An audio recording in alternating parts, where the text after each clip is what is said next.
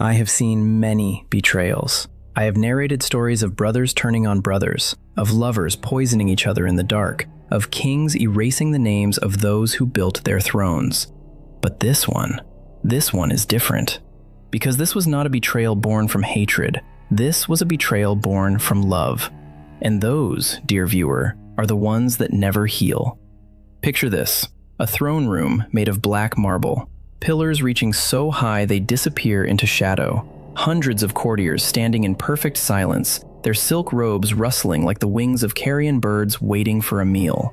And in the center of that room, on his knees, is a man named Aldric Korvashen. Aldric is not kneeling because he lost. He is kneeling because he trusts. He is kneeling before his best friend, the boy he grew up with, the boy he fought beside in mud and blood and freezing rain, the boy who became emperor, Garrick Volaris. Garrick stands above him. His hand trembles on the hilt of a ceremonial sword. His eyes are wet, and Aldric, fool that he is, thinks those tears are pride. He thinks his friend is about to knight him, to honor him for the 47th victory he delivered to this empire. He does not see the blade angled downward. He does not see Seraphina Velnor standing 3 steps behind the throne, her lips curved into something that is not quite a smile. The sword enters his back between the 3rd and 4th rib. It slides through muscle and bone with the ease of a blade that was sharpened for this specific moment. Aldric feels cold. Not pain, cold, like winter flooding his chest from the inside. He looks up at Garrick, and Garrick is crying, actually crying, real tears running down the face of the man who just killed him. Aldric opens his mouth. He wants to ask why. He wants to say something, but all that comes out is a sound like wind leaving a broken bellows. And his last thought, the very last electrical impulse that fires through his dying brain, is not anger. It is not rage. It is 3 words. I trusted you. The marble floor is cold against his cheek. The courtiers do not gasp. They do not scream. They stand in rehearsed silence because every single one of them knew this was coming. Every single one of them, except Aldric. And then there is nothing. No light, no tunnel, no ancestors waiting with open arms. Just darkness so complete it has texture. Darkness you can feel pressing against your skin like deep water. Aldric floats in that nothing for what feels like centuries. He has no body, no heartbeat, no breath. Just consciousness suspended in void. And in that void, he does something remarkable. He does not rage. He does not curse. He does not scream into the emptiness demanding answers. He grieves. He grieves for the friendship, for the boy who used to share his bread during training, for the teenager who swore they would conquer the world together, for the young king who looked at Aldric on coronation day and said, "You are the only one I trust completely."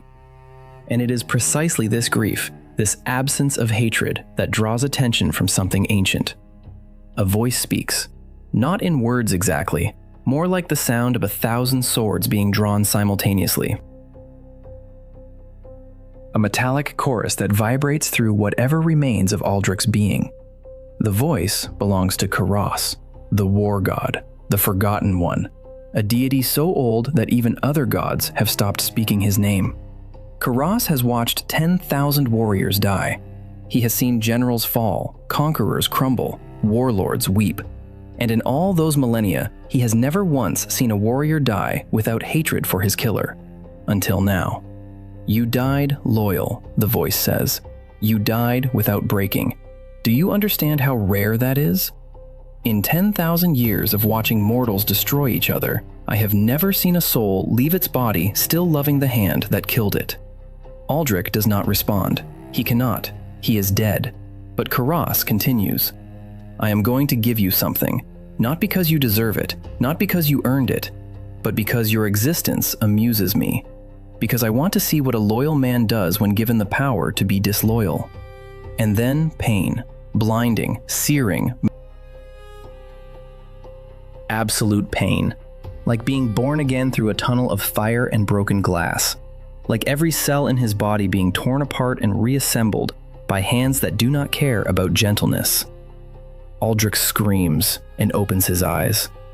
The ceiling above him is wooden, rough-hewn beams stained dark with age and smoke. A thin mattress beneath him stuffed with straw that pokes through the fabric. The smell of boot polish and iron and adolescent sweat. He knows this ceiling. He knows this smell. This is the cadet barracks of Ironhold Academy. He slept under this ceiling for 3 years when he was 14 years old. He sits up. His hands are small. His arms are thin. His body is light and weak and young in a way that makes his stomach lurch. He looks down at himself and sees the body of Testcum's 6 months into Aldric's second life. It arrives not as a battle or a conspiracy, but as a girl. She is 12 years old, pale hair braided in the style of the northern noble houses. Eyes the color of winter sky. She arrives at the academy as part of a diplomatic delegation, her father, Lord Velnor, presenting her to the court as a future lady-in-waiting to the queen, Seraphina Velnor. Aldric sees her across the courtyard, and his blood turns to ice. In his first life, he did not meet Seraphina until he was 22. She was already embedded in Garrick's inner circle by then, already whispering, already weaving. By the time Aldric recognized the danger, it was far too late. Now she is 12, a child, innocent perhaps, or perhaps already trained. The Velnor family has served the Dark Council for generations. Their children are raised as instruments from birth. Aldric watches her. She moves through the court with the practiced grace of someone much older. Her smile is perfect. Her curtsy is perfect. Her laugh, when Garrick's mother compliments her embroidery, is perfect. Too perfect. A 12-year-old girl should fidget, should blush, should stumble over formal language. Seraphina does none of these things. She is performing childhood the way an actor performs a role they have rehearsed 1,000 times. Aldric files this away. He cannot act against a child. Not yet. Not without proof. But he can watch. He can position himself. He can ensure that when Seraphina makes her first move, he will be there to see it. Months become a year. Aldric turns 15. His body grows stronger, catching up to the power that lives inside it. He trains with Roderick every morning. He trains with Garrick every afternoon. He studies politics and history and economics in the evenings, building the knowledge base that will make him indispensable to the future emperor. And he watches Seraphina. She is patient, extraordinarily patient for someone so young. She does not approach Garrick directly. Instead, she befriends his mother. She becomes useful to the queen.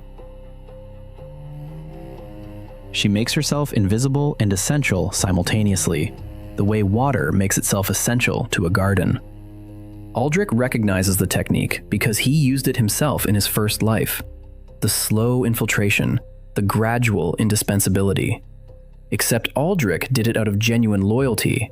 Seraphina does it with the cold precision of a surgeon preparing an incision. One evening, Aldric finds a letter. It is not addressed to him. It is tucked into a book in the Academy library, a book on northern trade routes that no cadet would ever read voluntarily. The letter is written in a cipher that Aldric recognizes from his first life, a Dark Council cipher. He spent 3 years learning to read it during the border wars. The letter says, "Subject progressing, access to Queen established. Timeline, 8 years to full integration, patience required. The boy is not yet useful." The boy, Garrick, 8 years. They are planning 8 years ahead. Seraphina was placed here at 12 to begin a process that will not bear fruit until she is 20, until Garrick is 22, until the Emperor is old enough to be manipulated, young enough to be insecure, and powerful enough to be worth controlling. Aldric replaces the letter exactly as he found it. He does not take it, he does not destroy it. Evidence left in place is more useful than evidence removed. Now he knows their timeline. Now he knows their method. And now he has 8 years to dismantle it. But he must be careful. The Dark Council has survived for centuries by being invisible. If they suspect someone is aware of their operations, they will not fight. They will simply disappear and rebuild elsewhere, with new agents, new methods, new timelines. Aldric cannot afford to scare them underground. He needs them visible. He needs them confident. He needs them to believe their plan is working perfectly, right up until the moment it collapses. This is chess. And Aldric has the advantage of having already seen the endgame. He returns to his room, lies on his cot, stares at the wooden ceiling, and plans. 2 years pass. Aldric is 16. Garrick is 16. They are no longer boys. They are young men on the edge of adulthood, and the Empire is beginning to notice them. Garrick has grown into his role as Crown Prince. He is charismatic, intelligent, and genuinely kind. The court loves him. The people love him. He gives speeches about justice and reform that make old senators weep. He is everything a future emperor should be. And beside him, always, is Aldric. The quiet one, the shadow, the friend who never seeks the spotlight but is always there when needed. The court calls them the Golden Pair, the prince and his sword. Aldric has carefully cultivated this image. He is strong enough to be respected, humble enough to be unthreatening, loyal enough to be trusted. He has won 3 more tournaments. He has top marks in every academic subject. He has earned the quiet approval of generals and senators who see in him the makings of a great military leader. But he has never, not once, overshadowed Garrick. Every victory he frames as service to the prince. Every achievement he deflects toward the crown. He's building a reputation not as a rival, but as a pillar, the kind of man an emperor needs beside him. In his first life, he did the same thing, and it worked. For 20 years, it worked.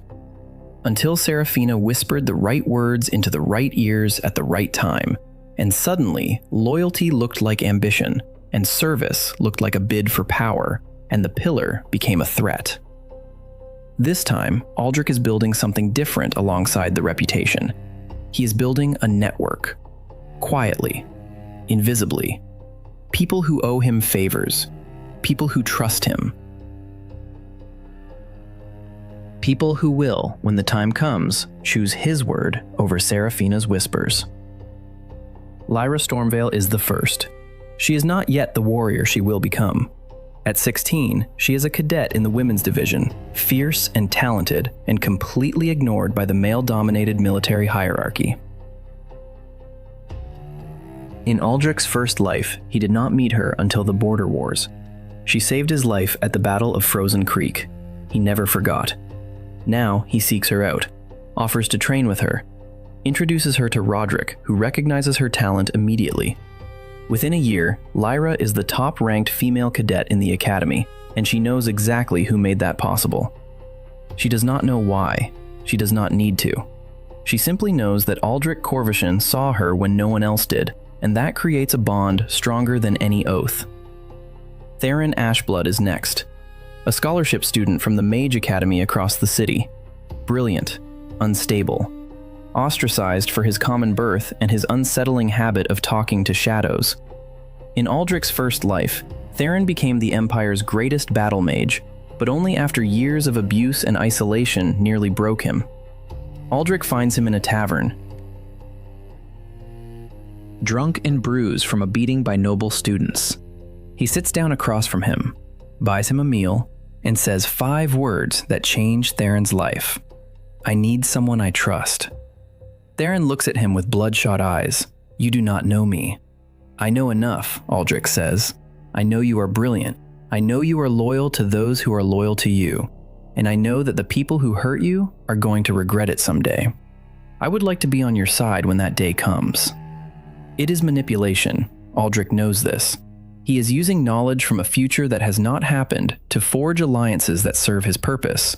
But it is also genuine. He genuinely respects Theron.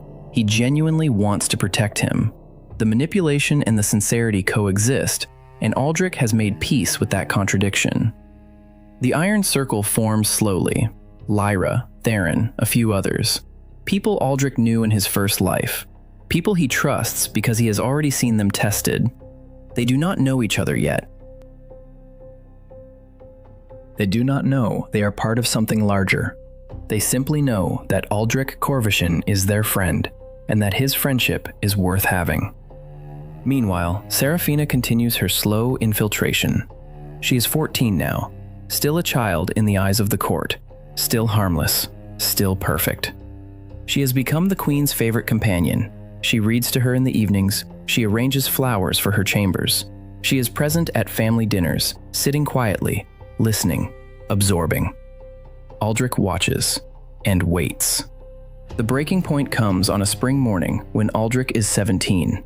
He is walking through the palace gardens when he hears voices behind a hedge. Garrick's voice.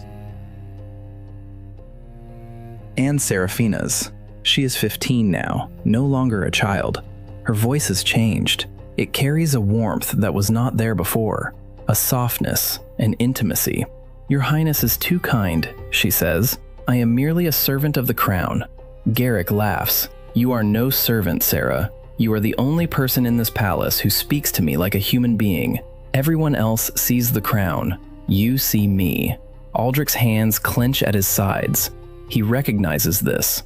This is how it began in his first life, too. Not with politics, not with conspiracy, with friendship, with trust, with the slow, patient construction of emotional dependency. Seraphina is not seducing Garrick. She is doing something far more dangerous. She is becoming his confidant, the person he turns to when the weight of the crown becomes too heavy, the person who understands him. The person who, in 10 years, will be the only voice he trusts more than Aldric's. And when that voice says your best friend is plotting against you, Garrick will believe it. Because by then, Seraphina will have spent a decade proving her loyalty, a decade of being present, a decade of being essential. Aldric could stop it now. He could expose her, show Garrick the letter he found years ago, reveal the Dark Council's cipher, present evidence of the Velnor family's treachery. But he does not, because he has thought about this for 3 years, and he knows that exposure now would fail. Seraphina is 15, a girl. The court would see Aldric as paranoid, jealous, possibly unhinged. Accusing a child of conspiracy based on a coded letter that he should not have been able to read, it would damage him, not her. And worse, it would alert the Dark Council. They would pull Seraphina out, replace her with someone Aldric does not know, someone he cannot watch. Someone who might be even more dangerous because they are invisible. No, better the enemy you can see. Aldric steps away from the hedge, returns to his training, and adds another layer to his plan. He cannot prevent Garrick from trusting Seraphina. That ship has sailed, but he can do something else. He can make himself so deeply, so fundamentally essential to Garrick's life that when the whispers come, they will not be enough. He can build a friendship so strong that no amount of poison can dissolve it. In his first life, he thought he had done this.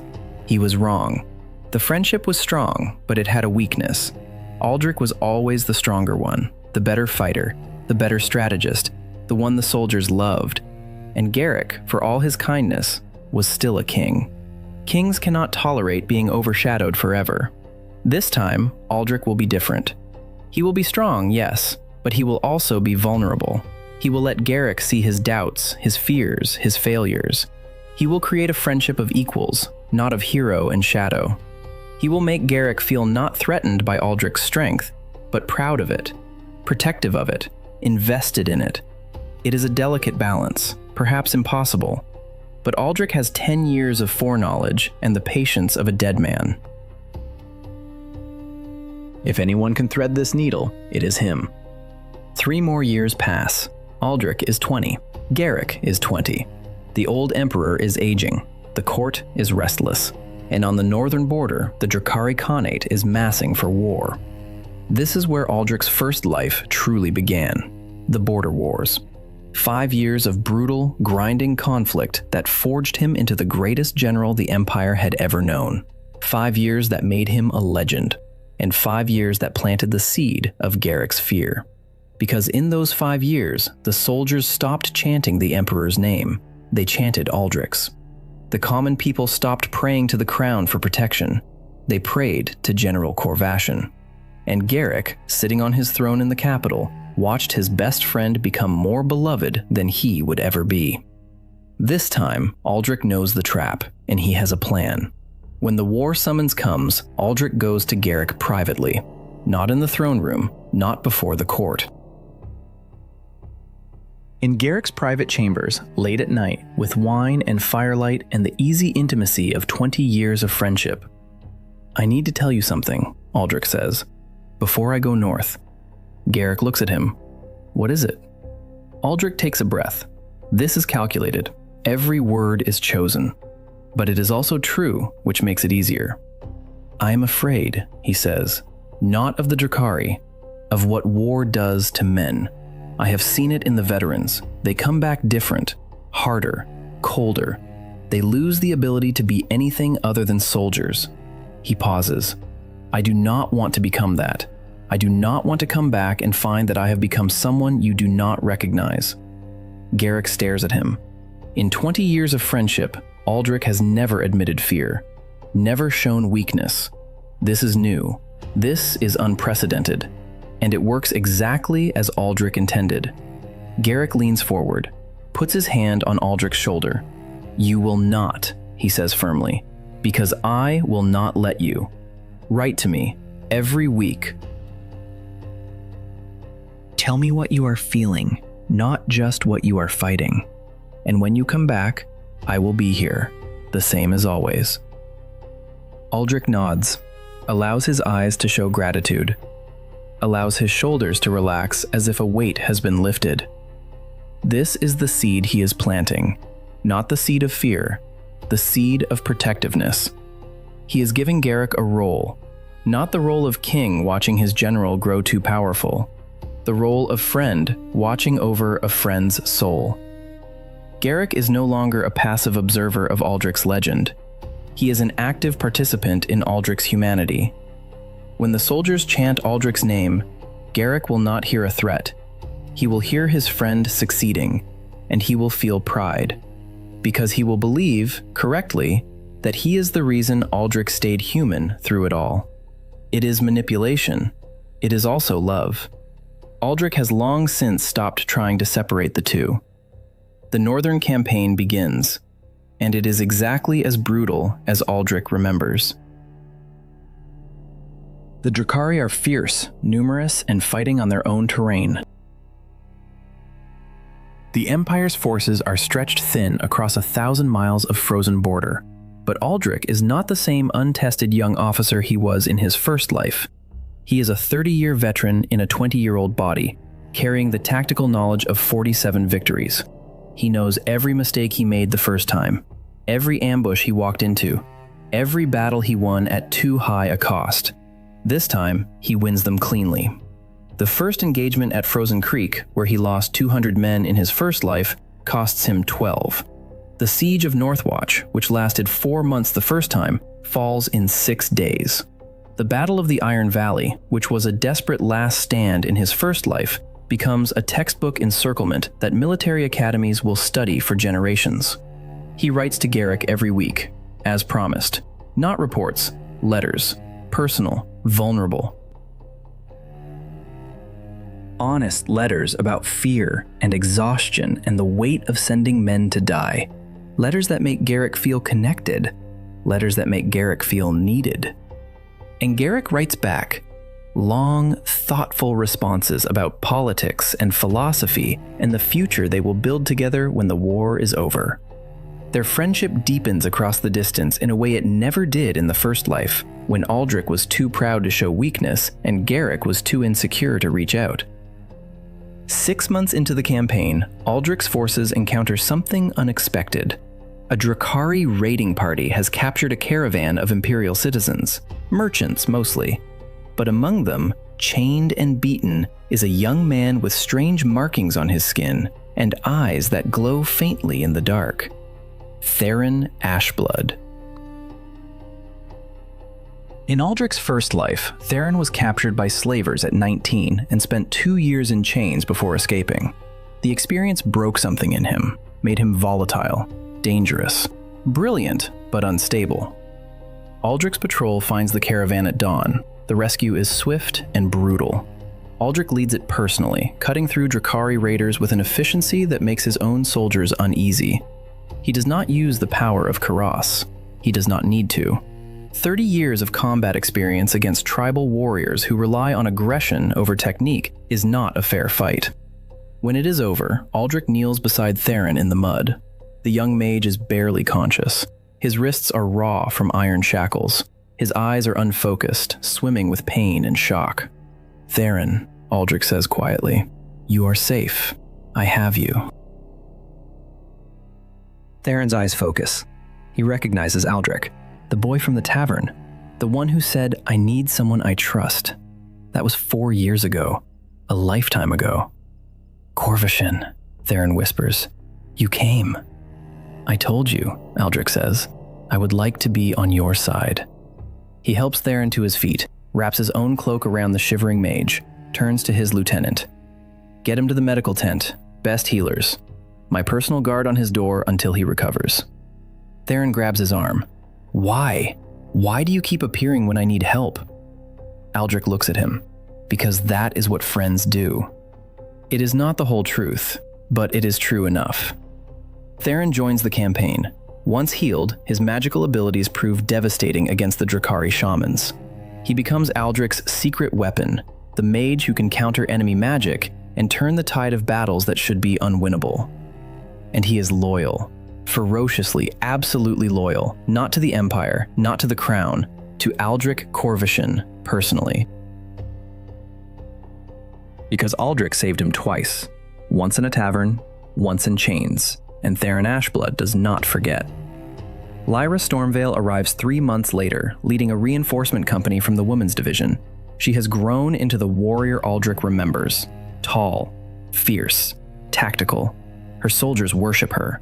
She takes one look at Aldric's campaign map and immediately identifies 3 optimizations that save hundreds of lives over the following weeks. The Iron Circle is forming, not by design, not by conspiracy, but by the natural gravity of competence and loyalty drawing people together. Aldric at the center, Lyra as his tactical right hand, Theron as his magical left, and around them, a growing network of officers and soldiers who have seen what Aldric can do and chosen to follow. The war continues for 2 more years. Aldric wins battle after battle. His reputation grows. The soldiers chant his name. The common people tell stories about him. General Korvashen, the undefeated. The Iron Shadow, the man who is never lost. And every week, he writes to Garrick. Every week, he shares his fears. Every week, he reminds the Emperor that behind the legend is a man who needs his friend. It works. When reports reach the capital about Aldric's growing fame, Garrick does not react with jealousy. He reacts with pride. "My friend," he tells the court, "my brother in all but blood, the Empire's greatest treasure." Seraphina watches and waits. Her timeline has not changed. She is still patient, still weaving. But Aldric can see the frustration in her eyes when Garrick speaks of him with such warmth. This is not how it was supposed to go. In her plan, the war should be creating distance between them, creating jealousy, creating fear. Instead, it is making them closer. Good. The war ends in Aldric's 22nd year, a decisive victory at the Battle of Khaross's Gate, where Aldric finally unleashes a fraction of his divine power to destroy the Drukhari war chief in single combat. The enemy army shatters, the border is secured, peace is declared. Aldric returns to the capital a hero, but not a threatening hero, a tired hero, a human hero. He rides through the streets not on a war charger, but on a simple horse, his armor dented and stained, his face showing every sleepless night of the campaign. He does not wave to the crowds, he does not bask in their adoration. He rides straight to the palace, dismounts, and embraces Garrick like a man who has been drowning and finally found shore. "I am home," he says, and his voice cracks, just slightly, just enough. Garrick holds him, tight, real, and says, "Welcome back, brother. I missed you." The court watches, the senators watch, Seraphina watches, and what they see is not a general returning in triumph. What they see is a man returning to his friend, vulnerable, grateful, human. It is the most important performance of Aldric's life. And it is not entirely a performance. Because the truth is, he did miss Garrick. He does love him. The memory of betrayal has not erased 20 years of genuine friendship. It has complicated it, poisoned it with knowledge, but not destroyed it. Aldric Korvashen loves the man who killed him, and he is trying to save him from becoming that man. That night, there is a feast. The entire court celebrates the victory. Wine flows, music plays. Garrick gives a speech praising Aldric that brings tears to the eyes of hardened generals. Aldric responds with a speech praising Garrick's leadership from the capital, his strategic support, his unwavering faith. He gives the emperor credit for the victory, publicly, loudly, sincerely. The court loves it. The golden pair reunited. The empire's future, secure. Seraphina sits at the queen's table, her smile perfect, her eyes calculating. Aldric catches her gaze across the hall. For one moment, their eyes lock, and in that moment, Aldric lets her see something. Not threat, not knowledge, just awareness. A flicker of "I see you" that is gone before anyone else could notice. Seraphina's smile does not waver, but her hand tightens on her wineglass. Just slightly, just enough. The game continues, but tonight, Aldric does not think about games. Tonight he drinks wine with his best friend and laughs at bad jokes and feels, for a few hours, like maybe this time will be different. Maybe he can change fate. Maybe love is stronger than conspiracy. Maybe the boy with the golden smile will never become the man with the bloody sword. Maybe. 3 years pass after the war. Aldric is 25. Garrick is 25. The old emperor dies peacefully in his sleep, and Garrick ascends to the throne with Aldric at his side as Lord Commander of the Imperial forces.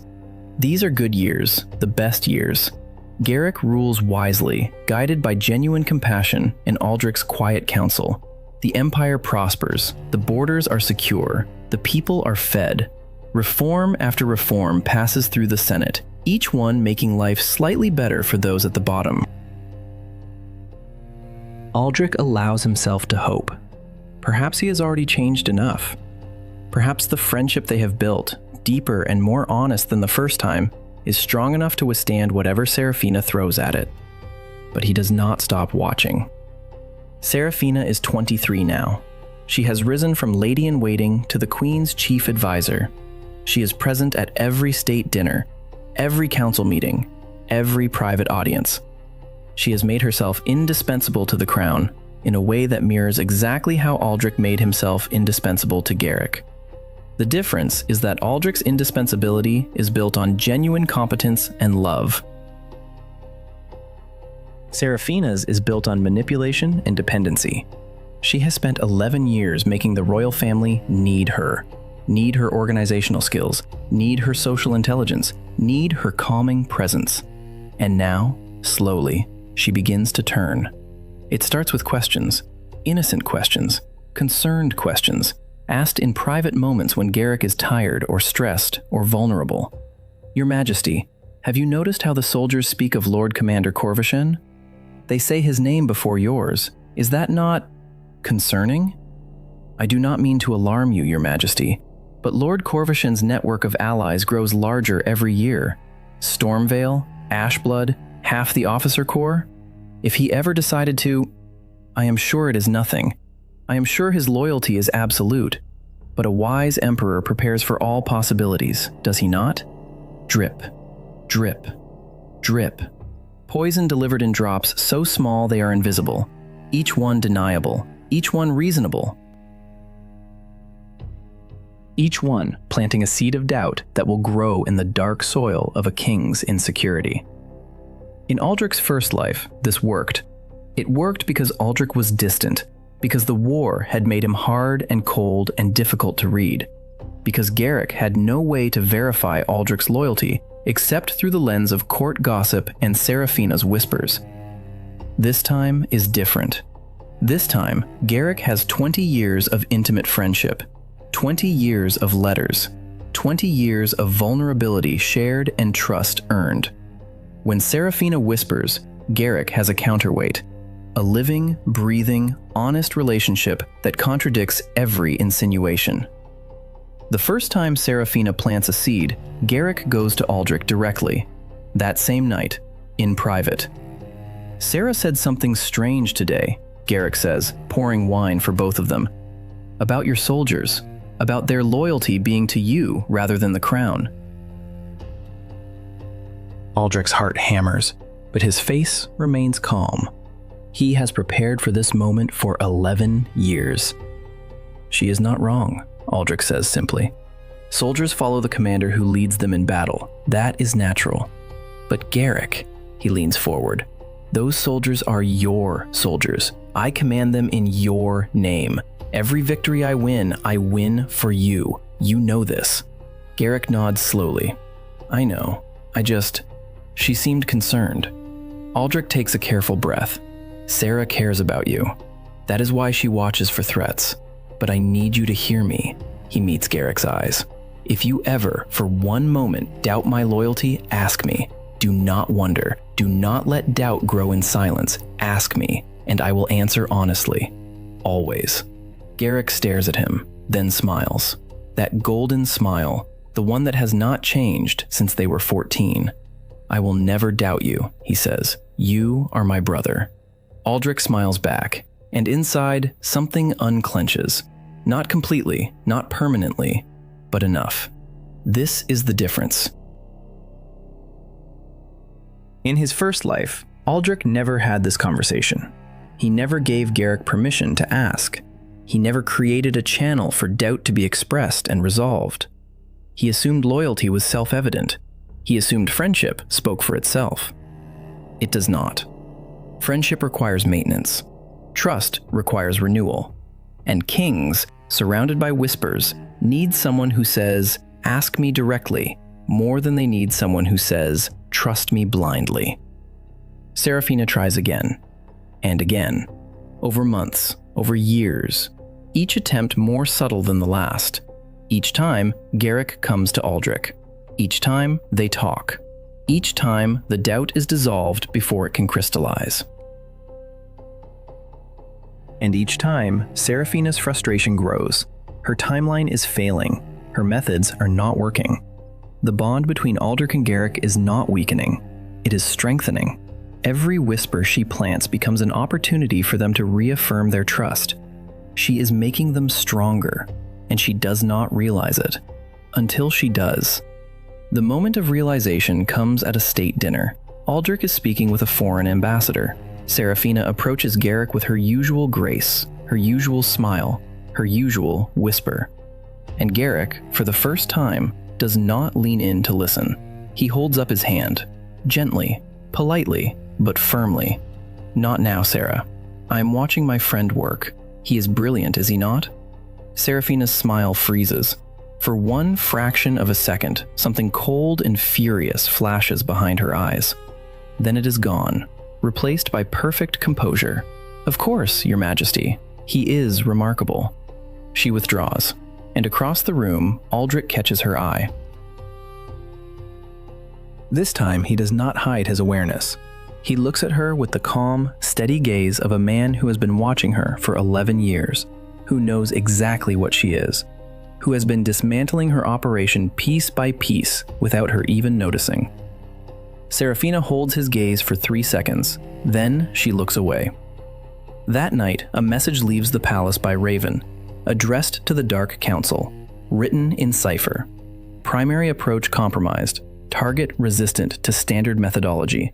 Korvashen is aware, requesting authorization for accelerated timeline. The response comes 2 days later. Authorized, deploy contingency. If the Emperor cannot be turned against his general, the general must be removed by other means. The game has changed. Seraphina is no longer trying to whisper Garrick into betrayal. She is now trying to destroy Aldric directly, and the Dark Council, patient for 11 years, has decided that patience is no longer sufficient. Aldric does not know about the Raven.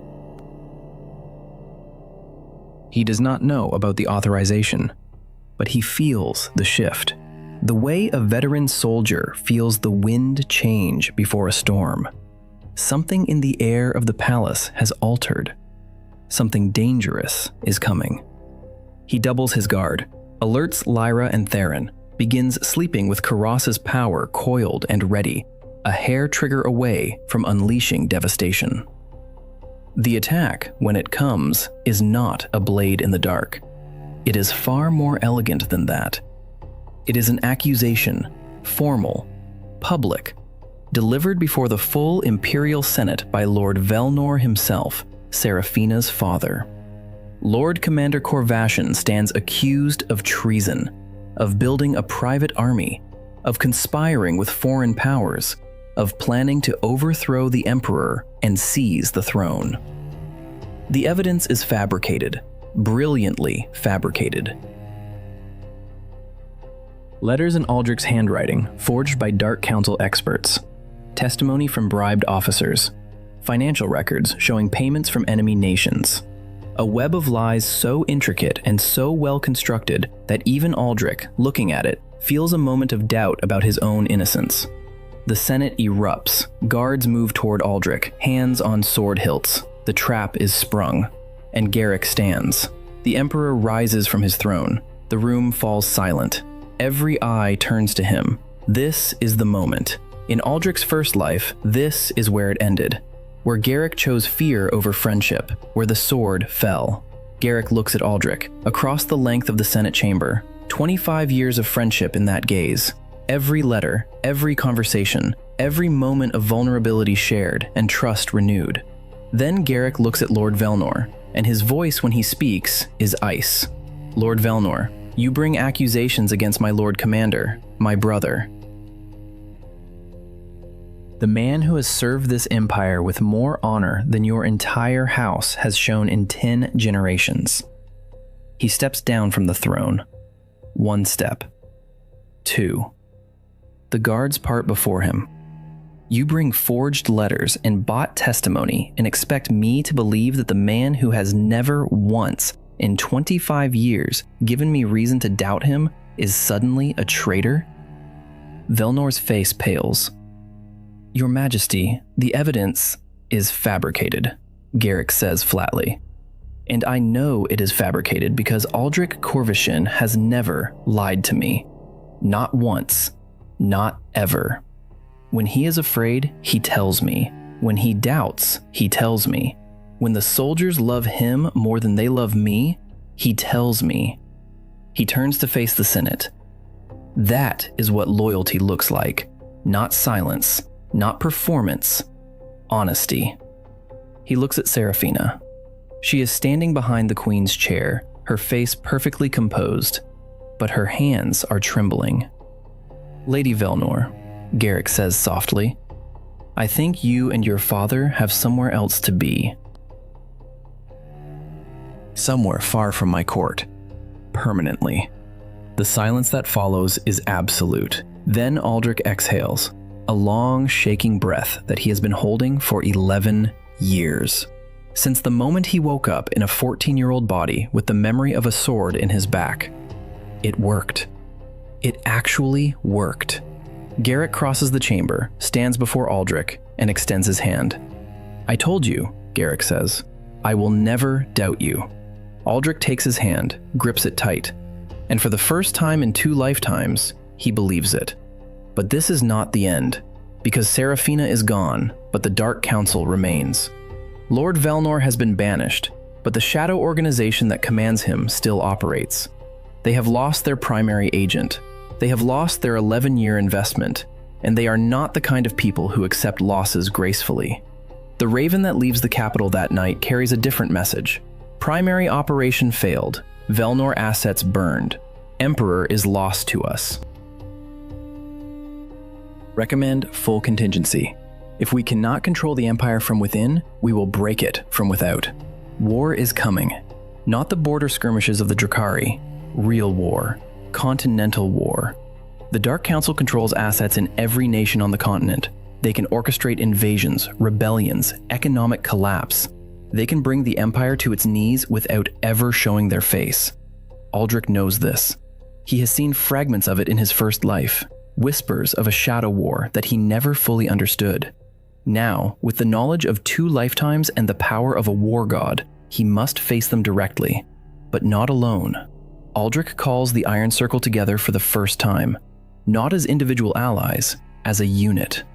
Lyra Stormveil, now commander of the Imperial Vanguard. Theron Ashblood, now court archmage. A dozen others, officers, spies, diplomats, each one placed carefully over the past decade. They gather in a war room beneath the palace. Aldric stands at the head of the table and tells them everything. Not about his rebirth, not about Khaross, but about the Dark Council. Their structure, their methods, their reach. Information he gathered across 2 lifetimes, pieced together from fragments and whispers and the dying confessions of men who knew too much. The room is silent when he finishes. Then Lyra speaks. "How long have you known about this?" "Long enough," Aldric says. "Too long, perhaps. I wanted to dismantle them quietly, remove their agents one by one. But they have escalated. They tried to destroy me through accusation. When that failed, they will try something worse. Something that threatens not just me, but the Empire itself." Theron leans forward, his strange eyes glowing faintly. "What do you need from us?" "Everything," Aldric says. "Every skill, every connection, every ounce of loyalty you have. Because what is coming will test all of it." He lays out the plan. Not a military campaign, a shadow war. Intelligence operations, counter-infiltration.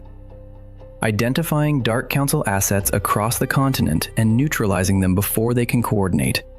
It will take years. It will be dangerous. Some of them may not survive. But they agree, every one of them, without hesitation. Because Aldric Korvashen earned their loyalty not through manipulation alone, but through genuine care. Through years of being present when they needed him. Through the simple, powerful act of seeing people when no one else did. The Iron Circle goes to war, quietly, invisibly. While the Empire celebrates peace and prosperity on the surface, beneath it a silent conflict rages. Aldric's agents against the Dark Councils. Move and countermove, shadow against shadow. Garrick knows. Aldric told him everything after the Senate incident, showed him the evidence, explained the scope of the threat. And Garrick, to his credit, did not panic, did not rage. He listened. He asked questions. He offered resources. "What do you need from me?" Garrick asked. "Trust me," Aldric said. "When things get strange, when reports contradict each other, when people you thought you knew turn out to be something else, trust me." Garrick nodded. "Always." And he means it. This time, he means it. The Shadow War escalates over the following year. The Dark Council, realizing they are under attack, begins deploying assets they have held in reserve for decades. Sleeper agents in foreign governments activate. Trade routes are disrupted. Border incidents multiply. The Empire faces pressure from every direction simultaneously. But Aldric anticipated this. He has been preparing for 11 years. His network is deeper, his intelligence better, his people more loyal. One by one, Dark Council operations are exposed and dismantled. Their agents are captured or turned. Their funding sources are cut. Their communication networks are compromised. Seraphina Velnor resurfaces, not in the Empire. In the neighboring kingdom of Ashenmoor, where she has rebuilt her network under a new name. She sends a message to the remaining Dark Council leadership. "Give me 5 years. I will turn the Emperor against him again." But the message is intercepted. By Theron's mages. By Aldric's network.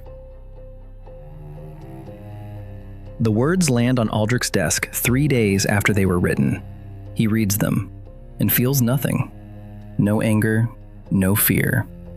just a tired recognition that some patterns are harder to break than others. Seraphina will always try. It is what she was made for, what she was raised to do. But this time, she will fail. Because this time, the friendship she is trying to destroy is not built on assumption and silence. It is built on honesty and renewal, on 25 years of asking and answering, of doubting openly and resolving together. Aldric sets the message aside, returns to his work. The shadow war continues, and at night, when the palace is quiet and the weight of 2 lifetimes presses down on him like deep water, Aldric stands on the balcony of his chambers and looks at the stars, the same stars he looked at as a dying man on a marble floor, the same stars he looked at as a 14-year-old boy with impossible knowledge burning in his skull. "Can I change fate?"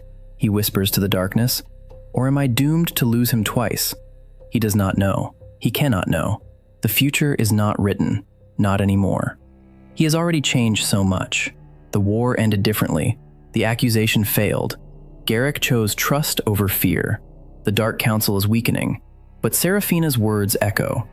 "Give me 5 years. 5 years. The same timeline as before. Patient, relentless, certain." Aldric closes his eyes, feels the power of Khaross humming in his bones, feels the weight of memory, feels the love and the fear and the determination that have driven him for 11 years. He will not lose Garrick again. He will not stand in that throne room again. He will not feel cold steel between his ribs again. Not this time. Not ever again. But the story is not over. The Dark Council still breathes. Seraphina still plots. And somewhere in the shadows, forces are gathering that even Aldric, with all his knowledge and all his power, has not yet seen. Season 2 is coming. Subscribe, because what happens next broke me, and I think it might break you too.